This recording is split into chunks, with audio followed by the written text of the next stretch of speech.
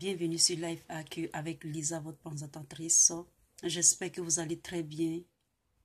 Pour tous ceux qui visionnent cette vidéo, vous êtes là très bienvenue. Abonnez-vous surtout et faites partie de Life AQ avec Lisa, votre présentatrice.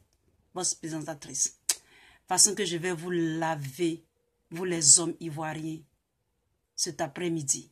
Je vais vous laver, je vais vous repasser. C'est-à-dire, je vais réveiller votre ego en vous. Combien de fois vous continuez à faire des discours inutiles, à avoir peur de ceux qui vous oppressent, de ceux qui vous violent, de ceux qui vous enlèvent vos biens, qui volent la Côte d'Ivoire. Je vais vous laver cet après-midi. Je vais vous laver pour voir vraiment s'il y a des garçons en Côte d'Ivoire. Vous me comprenez? Je dis, je vais vous laver. Je ne vais pas vous insulter, hein, mais je vais, puisque vous êtes mes papas, mes grands-pères et tout ça, je vais vous laver, vous tous. Pourquoi est-ce que je fais cette vidéo? Je fais cette vidéo pour réveiller votre ego d'homme. Je ne vous reconnais plus. Il a fallu que moi j'aille quelque part pour étudier, pour que vous fassiez ce que vous avez fait en Côte d'Ivoire.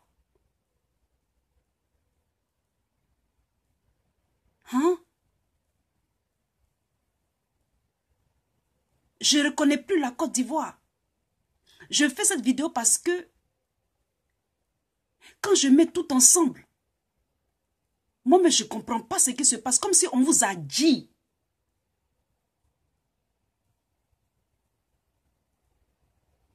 Vous ne savez pas que les Blancs, là, les Européens, plus tu te soumets à eux, mais plus ils t'écrasent. Quand j'ai écouté la vidéo de Jazz Vérité, les DJ Complet, j'étais abasourdi. C'est vrai, notre frère DJ Complet, il a tellement été complet, il a dit plein de vérités. Je ne fais que cogiter, je ne fais que penser. Il dit, mais comment nos papas, nos parents, nos frères vont sortir de ce carnage mental de soumission à l'Élysée? Pourquoi est-ce que beaucoup d'Ivoiriens sont morts gratuitement, comme ça, comme des poulets? Je vais attaquer tout le monde. Sachez-le. Je vous donne déjà la ligne de la vidéo. Je vais vous attaquer, vous tous, autant que vous êtes. Mais le plus pire sera monsieur Alassane Ouattara. Mais nul ne sera épargné. Monsieur Alassane Ouattara qui dit déployer son rouleau compresseur pour compresser tous ceux qui vont se mettre contre ou devant sa volonté. Monsieur Alassane Ouattara, vous allez finir dans la poubelle de l'histoire. Je dis bien, vous finirez dans la poubelle de l'histoire. Peut-être que cette vidéo, vous n'allez pas, beaucoup d'entre vont pas m'aimer. Mais je vous aurais dit la vérité. Vous, Ivoiriens, vous, Africains, spécialement les Ivoiriens, qui ne font que faire du blablabla, de wow wow wow.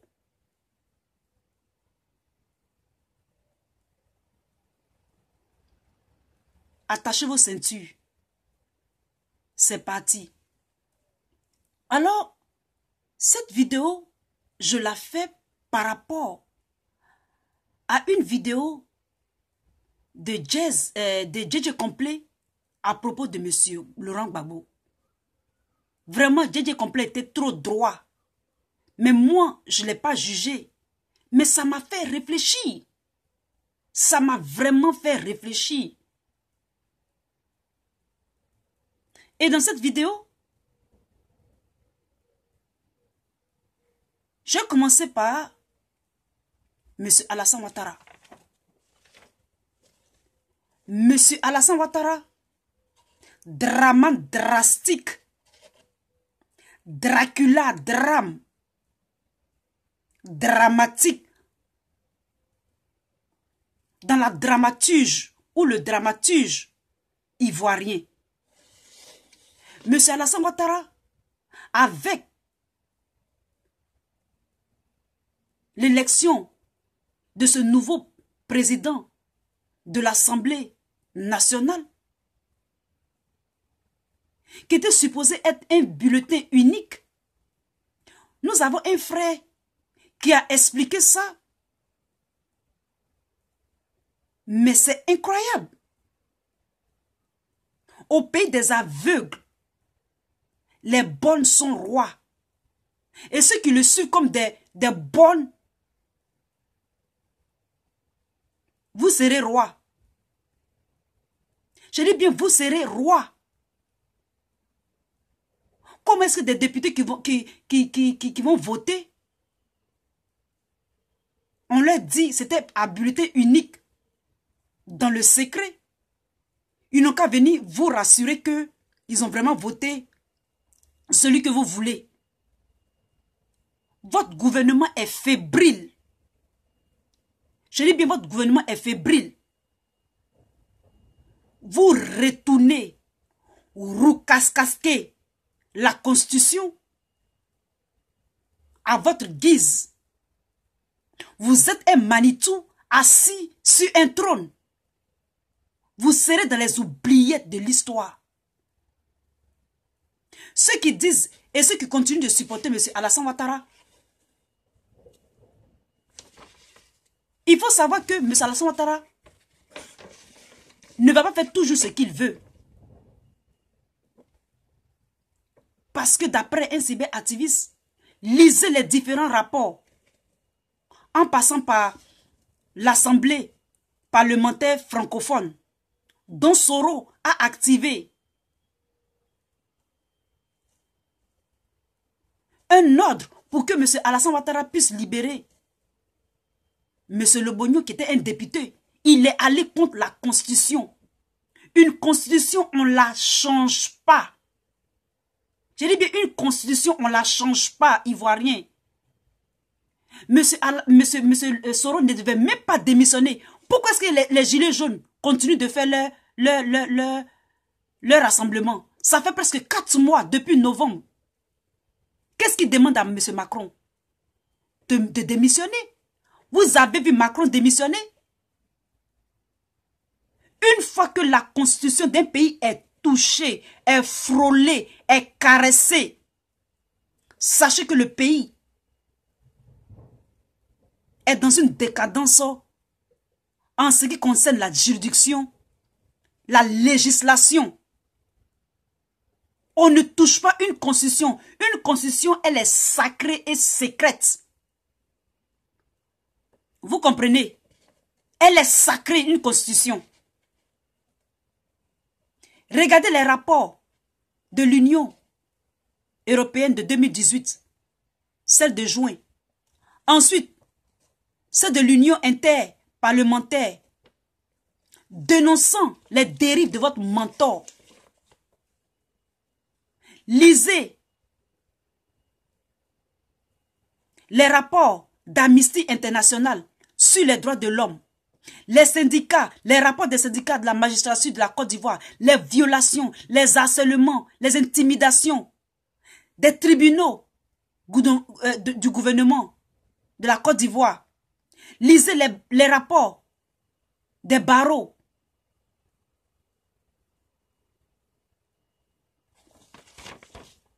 Lisez les rapports des agences de régulation des marchés publics en Côte d'Ivoire, sous la direction de M. Koulibaly, qui a démontré par A plus B que votre so-called drame drastique, drame ivoirien, sur son gouvernement, dans les conflits d'intérêts de marché, contrôle clanique, des manettes financières de la Côte d'Ivoire. Le niveau est incommensurable. Derrière cette macroéconomie instaurée par votre drastique dramaturge, drame ivoirien de la politique, que vous avez laissé à l'ascension du pays, laissera la Côte d'Ivoire dans un surendettement sans précédent, jamais expérimenté et jamais laissé sur la Côte d'Ivoire. Vous allez venir me dire quoi? Vous allez venir me dire quoi?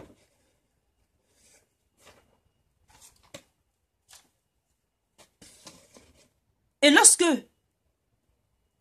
nous parlons, vous des ânes, vous venez raconter vos âneries.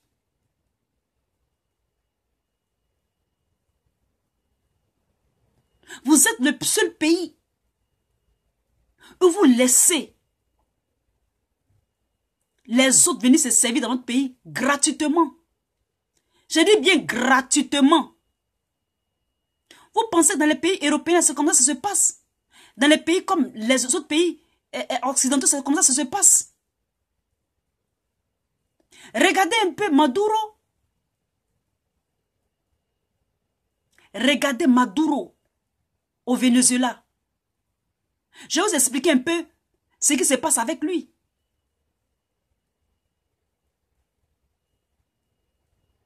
Monsieur Maduro, c'est lui que son peuple reconnaît. Mais les États-Unis lui ont imposé une certaine politique et ne veulent même pas le reconnaître. L'Union européenne a pris aussi la relève. Mais qu'elle a pris la relève pour supporter son opposant. L'opposant est censé ne pas sortir du pays. Mais vous savez ce qu'eux ils ont fait? Les ambassadeurs et les Kéchia. Vous savez ce qu'ils ont fait? Ils sont même allés accueillir. Non seulement ça, l'opposant est sorti du pays. Et ils sont allés accueillir l'opposant qui revenait dans le pays. C'est-à-dire la flotte étrangère. Et tout ça pour déstabiliser Maduro. Son opposant qui était vénézuélien. Une fois qu'un dit, eux tous ils s'accroupent.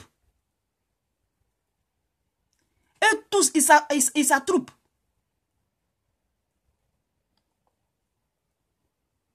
Et vous êtes là. Vous ne changez pas. Mais qu'est-ce que Maduro a fait? Maduro a eu de bons partenaires. C'est-à-dire des alliés. Quand tu veux être président, il faut avoir des alliés. Il faut avoir des alliés. Quand ils vont couper l'électricité, quand ils vont couper, ils vont faire des embargos sur les médicaments, Maduro, puisqu'il y a la Russie qui le supporte, il y a d'autres pays aussi, ils vont les aider. Ils vont aider Maduro et son gouvernement. C'est comme ça que ça se passe, Ivoirien. Il faut avoir des bons partenaires. Les partenaires qui vous ont violé pendant des années et des années. Mais vous les chutez par le cul. Excusez-moi du terme. Il y a des partenaires qui vous ont entubé avec leurs déambulateurs pendant des années et vous continuez d'être alliés avec eux. 1, 2, 3, vous courez comme des femmelettes à l'Élysée pour dire cela m'a fait ça, cela m'a fait ça. Vous ne pouvez pas changer de partenaire. Les vrais partenaires, les gens qui ont votre bac, en cas de bang-bang, ils sont derrière vous. Vous choisissez des partenaires femmelettes. Puisque vous-même êtes des femmelettes.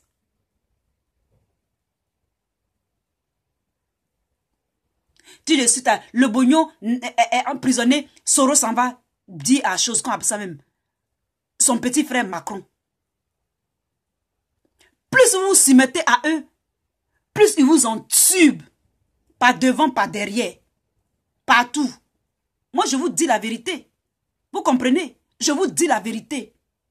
Des gens qui ont vécu, des gens qui ont des rapports avec l'Afrique pendant des années et des années. Moi, je ne comprends pas pourquoi est-ce que ils ont du mal à les libérer. Même les autres pays sont un peu tendres. Le système anglophone est un peu tendre avec leur pays. Mais le système francophone, as long as ils entubent les Africains, ils sont heureux.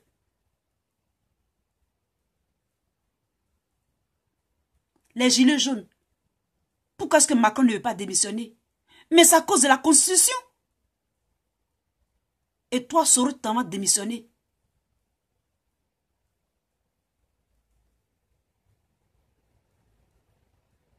Et toi, Soro, tu vas démissionner. Odi Maduro. Il a la Russie à son bac. La Russie a son bac. C'est comme ça qu'il faut faire. Monsieur Laurent Gbagbo, lorsque la France était en train de sautiller de partout, il a laissé la France faire. Monsieur Laurent Gbagbo a accepté tout ce qui est compromission. Je ne sais pas si ce mot existe. Compromises. Tout ce qui était compromis, il a tout accepté. Moi, c'est ce que je n'ai pas compris chez mon père Gbagbo. Pourquoi est-ce que tu as accepté tout alors qu'on dit que non? Que tu luttais contre eux. L'Ivoirien, l'homme ivoirien qui va venir au pouvoir et qui va tenir tête à l'Élysée là. C'est là, moi, Lisa Vanta, je vais le respecter. Et puis quand il va changer de partenaire là, c'est-à-dire qu'il va prendre les bons partenaires, les partenaires mais que tu peux compter sur eux en cas de bang-bang. C'est là que je vais croire en ce président-là.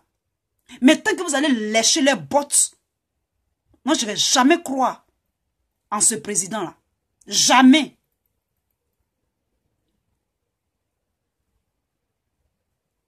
Je vais vous montrer une vidéo ici. Et nous allons continuer.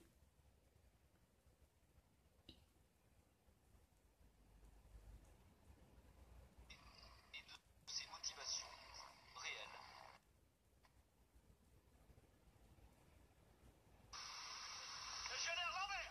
Nous sommes sur l'aéroport militaire de Calvi, un jour du mois de décembre dernier. Les légionnaires parachutistes du 2e REP répondent à l'appel avant de partir pour Abidjan en Côte d'Ivoire. Ils embarquent pour une opération de maintien de l'ordre à la demande du gouvernement français.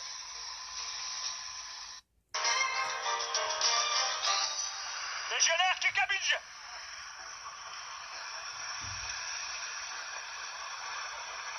Légionnaire Lambert.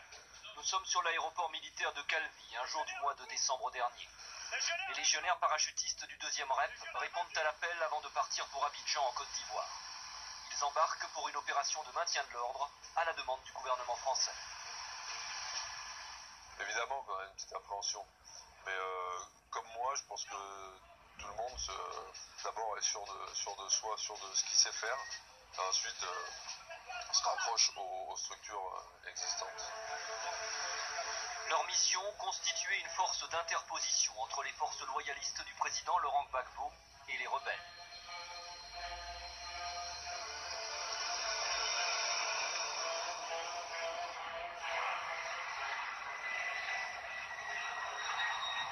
« 16 000 ressortissants français se sentent en danger en Côte d'Ivoire.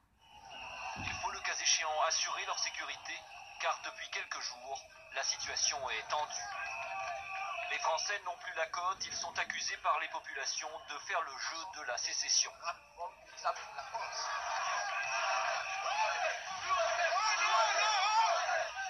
Les légionnaires sont partis dans ce pays africain en proie à une guerre civile, avec des équipements impressionnants de nature à assurer leur protection en cas de nécessité. Il y a des roquettes anti-blindées légers, il y a des éclairants à main, il y a des grenades à fusil, des obus de mortier, il y a des Milan, des RX, c'est des missiles anti-char. Ils sont affectés dans le nord du pays. Les légionnaires sont des soldats aguerris, familiers de ces terrains hostiles, prêts à risquer leur vie pour la cause qu'ils doivent défendre. commence à avancer doucement.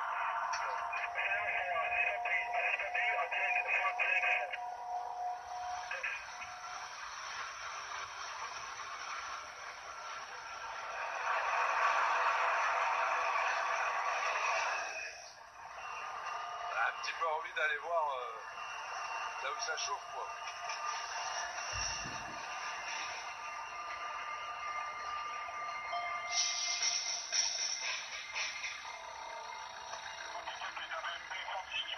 Ces légionnaires, considérés comme des soldats d'élite et respectés à ce titre par les armées du monde entier, tranchent avec l'armée gouvernementale ivoirienne. Les soldats fidèles à Laurent Gbagbo ne sont pas réellement réputés pour leur efficacité ou pour leur sens de la discipline. Vous avez compris l'injure. Vous avez compris le jeunesse qu'il a dit. Les forces de l'armée de Gbagbo ne sont pas réputées pour leur efficacité, mais plutôt pour leur discipline.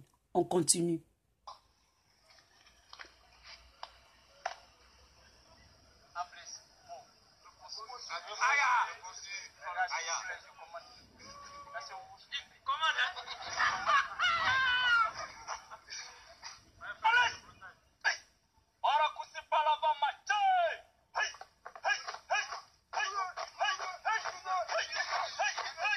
Bien conscient des lacunes et de l'inexpérience de ses troupes, le président ivoirien a engagé une cinquantaine de mercenaires, surtout présents à l'ouest du pays, où il n'y a aucun militaire français, les mouvements rebelles de la zone n'étant pas concernés par le cessez-le-feu décrété en octobre dernier et supervisé par la France.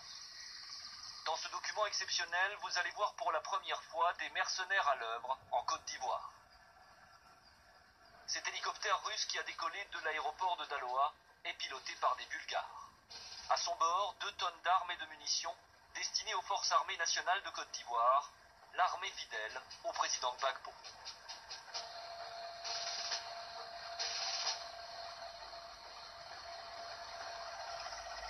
L'image est symbolique. À l'atterrissage de l'appareil à Bloléquin, c'est un soldat blanc qui tient le drapeau ivoirien. La cargaison est rapidement déchargée sous la protection de nombreux militaires qui se tiennent sur leurs gardes. En effet, un peu plus tôt, des rebelles ont tenté une percée.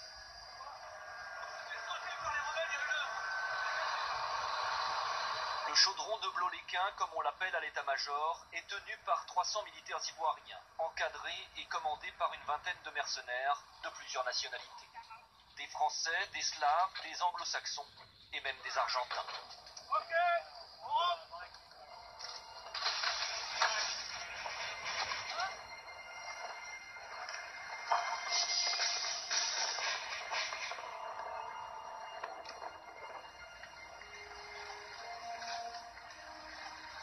Parmi ces hommes, un Anglais, Jim, amicalement surnommé Oncle Jim par les Ivoiriens. Un Australien, Gary, avec son inséparable chaton.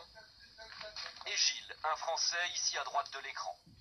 Ce sont tous des professionnels de la guerre, surentraînés et habitués au théâtre d'opérations africains. Loin de rouler des mécaniques, ce sont des hommes discrets. Seul Jim a accepté de nous parler de son métier et de ses motivations, réelles ou supposées. Je pense que c'est plus pour l'adrénaline, pas toujours pour l'argent. Encore qu'en vieillissant, quand on a 47 ans comme moi, on commence à penser à l'argent. Gilles s'est finalement confié à nous, mais à Paris au mois de janvier dernier, après le renvoi de tous les mercenaires de Côte d'Ivoire. Nous sommes arrivés en Côte d'Ivoire vers la mi-octobre de l'année dernière, en 2002. Notre employeur était l'État ivoirien. Nous étions au début une trentaine, rapidement certains nous ont laissés parce que les conditions qu'ils ont trouvées sur place n'étaient pas celles avec lesquelles ils s'attendaient. Ils essaient de mener des missions de combat alors que cette personne ne s'attendait pas à ce que la situation soit si dure. Il faut dire qu'à Bloléquin, position cernée par les rebelles, les accrochages étaient quasiment quotidiens. 2 jours comme 2 nuits. Il est 5 heures du matin, ces soldats, pas comme les autres, se racontent leur fait d'armes autour d'un feu de camp. Brusquement, des tirs d'armes automatiques retentissent dans la nuit. Là, c'est eux.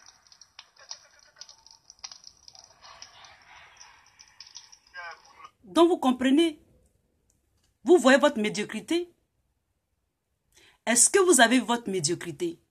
En même temps que le journaliste dit que ils étaient en train de combattre pour l'État ivoirien, en même temps aussi, ils étaient derrière les rebelles.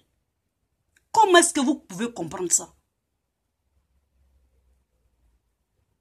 Je vous demande comment est-ce que vous pouvez comprendre ça?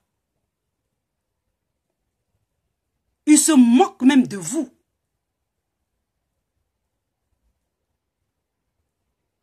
Je dis bien, ils se moquent même de vous.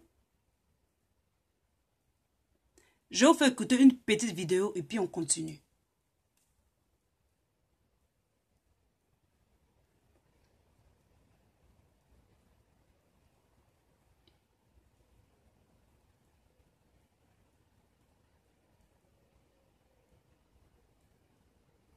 Chasseurs alpins en uniforme de cérémonie. Mes parents ils galèrent, mes frères ils galèrent, mes sœurs elles galèrent, il y en a marre quoi. On est allé voler plein de choses en Afrique, on a de la thune, je me suis battu pour beaucoup de choses, je suis vraiment déçu de mon engagement et à quoi ça a servi. J'ai fait l'Afrique et la Côte d'Ivoire, tous nos anciens ils se sont battus pour avoir des libertés. Et quand il y a quelqu'un qui dit ouais bah je suis là, venez me chercher, et ils galèrent, mes sœurs elles galèrent, il y en a marre quoi. On est allé voler plein de choses en Afrique, on a de la thune, je me suis battu pour beaucoup de choses, je suis vraiment déçu de mon engagement et à quoi ça a servi. J'ai fait l'Afrique et la Côte d'Ivoire, tous nos anciens ils se sont battus pour avoir des libertés, et quand il y a quelqu'un qui...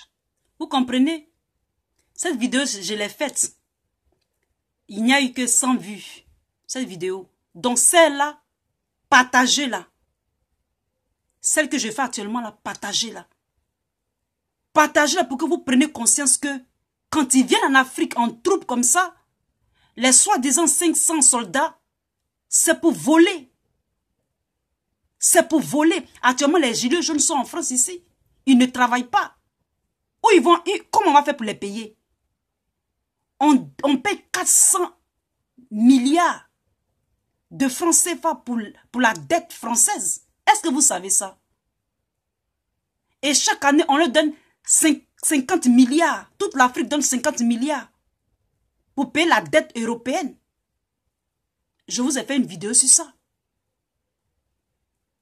Je vous ai fait une vidéo sur ça.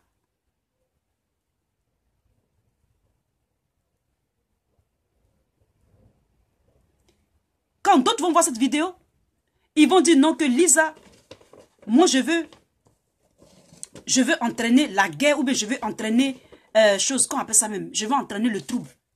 Mais ce sont les réalités que je vous expose pour que vous faites de la Côte d'Ivoire un pays qui connaît ses priorités. En Côte d'Ivoire, ce n'est même pas facile même d'appeler. Ils coupent les appels là comme ça. Tu mets 10 000 francs CFA. Unité, ça part en 5 minutes. Toutes les sociétés sont privatisées. Un pont qu'on va rembourser pendant 30 ans. Le franc CFA qui nous accule. Mais quand on va sortir de ce joug-là, mes frères, quand est-ce que vous allez sortir de ce joug?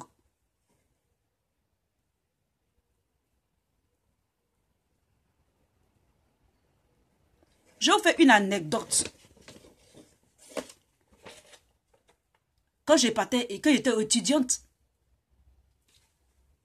je ne savais pas conduire. Quand je ne savais pas conduire, c'était une de mes aînées, souvent qui me prenait dans la voiture et puis me déposait à l'école, non, au travail. La voiture était une voiture neuve, donc, et puis je ne sais pas la conduire. Donc, c'est elle qui me descendait. Quand elle me descend, je suis contente parce qu'elle sait que je ne sais pas conduire. Je n'ai même pas le droit même de conduire. Mais elle m'apprenait de temps à autre à conduire.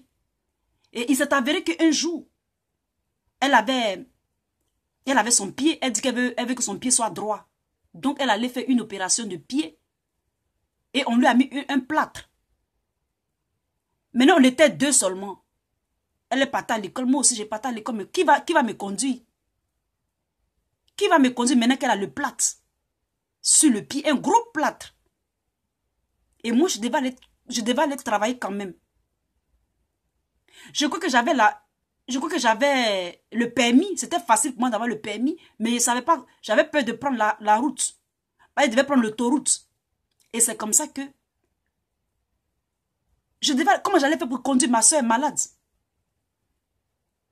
Je me suis forcée pour prendre la voiture pour partir au travail. Et j'ai bien conduit. C'est depuis ce temps que quand je me suis dégagée de ma peur que j'ai commencé à conduire sur l'autoroute, tout ça. Et je vous assure, le même jour que j'ai appris à conduire là, où j'ai fait, comme on dit, les Ivoiriens ont une expression qui disent, quand j'ai fait focus 100 pour prendre la voiture, c'est là pour un policier, c'était ma première fois qu'un policier m'arrête. C'est là qu'un policier m'a arrêté. Et quand il m'a arrêté, il m'a dit que, comme quand tu connais pas la voiture, tu connais pas tout, tu sais pas appuyer tous les boutons, les lumières, patati patata, les phares et tout ça. Il y a des phares que je devais allumer, je n'ai pas allumé, c'était pas automatique. Le policier m'a arrêté. Et puis il m'a dit, mais, parce que dans ce pays-là, quand un policier t'arrête, tu ne dois pas sortir de ta voiture. Sinon, il tire sur toi. Donc, je devais m'asseoir dans la voiture. Il est venu me saluer, il m'a dit, bonjour mademoiselle. Et il m'a dit plutôt bonsoir, peut-être c'était la nuit. Il dit, mais où vous allez? Je dis, je pars à la maison, je viens du travail. Et puis il dit, vous avez oublié vos feux. Et puis, il dit, mais pourquoi est-ce que j'ai oublié mes feux? Et je lui ai dit non, que j'avais envie d'aller faire mes besoins. Et donc, c'est pour ça que j'ai conduit rapidement et j'ai oublié le feu. Et il m'a laissé partir. Et donc, c'est pour vous dire que quand il y a le danger, quand tu es dans la situation difficile, il y a cet automatisme qui te fait affronter l'ennemi, qui te fait affronter tes peurs. La Côte d'Ivoire, les hommes ivoiriens doivent apprendre à affronter la peur.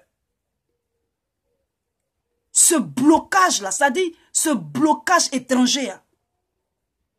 Il faut grandir. Monsieur Laurent Gbagbo a fait tout, il a accepté tous les compromis. Mais quand même, les mêmes blancs là, ils l'ont dégagé du pouvoir, ils l'ont mis à la CPI. Ils étaient en train de manger dans la gamelle des mercenaires, des rebelles, mais manger aussi dans la gamelle des gens qui étaient au pouvoir. Vous voyez un peu les jeux? Quand est-ce que vous allez comprendre? Quand est-ce que vous allez comprendre? Et vous les faites con confiance. Ils sont fâchés contre moi parce que je fais les vidéos. Mais moi, je m'en fous. C'est la vérité. Si les gilets jaunes se battent, c'est que les gilets jaunes, ce sont les Français. Moi, je dissocie les Français et la politique française. Cette politique oppressive. C'est une politique oppressive. Une politique qui rend toujours les hommes nés ou bien bébés. Monsieur Laurent Gbagbo n'a pas accepté des alliés. Si Monsieur Laurent Gbagbo avait des alliés qui avaient son bac, comme les Américains le disent, if he has like a good partners, they will have his back for real. Ils allaient avoir le bac de Monsieur Laurent Gbagbo. C'est pour dire que les alliances sont importantes dans la politique. Comme ça, s'il y a Gbagbo sur toi, t'as tes gars sur même. Tu peux compter sur eux. Tu as leur bac, ils ont ton bac. C'est eux là, tu donnes les bons marchés de ton pays. C'est comme ça que ça se passe. Ceux que tu donnes les marchés, et puis ils te font à l'envers tout le temps. Ils t'entubent par devant, par derrière. Tu ne leur donnes pas les bons marchés. Vous ne pouvez pas comprendre ça aussi. Mes chers frères ivoiriens.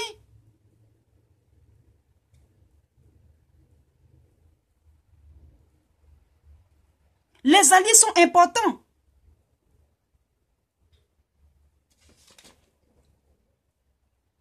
Lorsque par exemple Soro parle de choses qu'on appelle ça même, de gestion chaotique qui a envoyé la guerre, tout le monde est responsable. Et il a raison. Tout le monde est responsable. Ceux qui ne sèment pas et qui veulent récolter.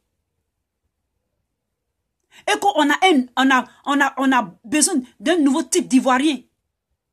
Des Ivoiriens qui acceptent de labourer, de travailler. Et lui, Soro, il a dit d'être courageux. Mais moi, j'ajouterais plutôt des Ivoiriens qui sont loyaux à la Côte d'Ivoire, à leur pays. Pas seulement des Ivoiriens qui sont loyaux ou courageux les jours de fête ou le temps de paix, mais aussi les temps où il faut dire non. Soro, il a gouverné une partie de la Côte d'Ivoire. Il a dit de quoi? De la zone de Bouna jusqu'à Danané. Pendant 8 ans, il était obligé de refaire une autre administration. L'école, la santé. De créer des programmes. Pour cette partie-là. Il dit qu'il ne veut pas dire son programme. Sinon, d'autres vont le copier. Mais c'est les mêmes programmes. Quand je regarde Soro, il parlait au gaiement. C'est une continuité. C'est un jeune vieux. Il est dans les sciences des vieux encore. Et donc, on veut de nouveaux représentants de la Côte d'Ivoire. Des gens qui vont dire non. Donner les bons morceaux à leurs bons alliés. Les vrais gars sûrs même. Pas les faux alliés de pacotille. Des alliés zircona cubique. Et ça, il dit qu'ils sont des alliés de diamants. Il faut changer les alliés. Ils nous ont jamais rien apporté. Je dis bien jamais. Ils retournent leur veste à tout moment. Que leurs intérêts qui les intéressent. Et ce président-là doit avoir aussi la crainte de Dieu. Et aimer son peuple. C'est ça qu'on cherche en Côte d'Ivoire. Je dis bien, c'est ce qu'on cherche en Côte d'Ivoire. Vous tous êtes responsables. Et nous allons lutter pour que nous ayons un bon président en Côte d'Ivoire. Un président qui ne lèche pas les bottes de l'Élysée, qui dit non à l'Élysée. Il y a de bons partenaires.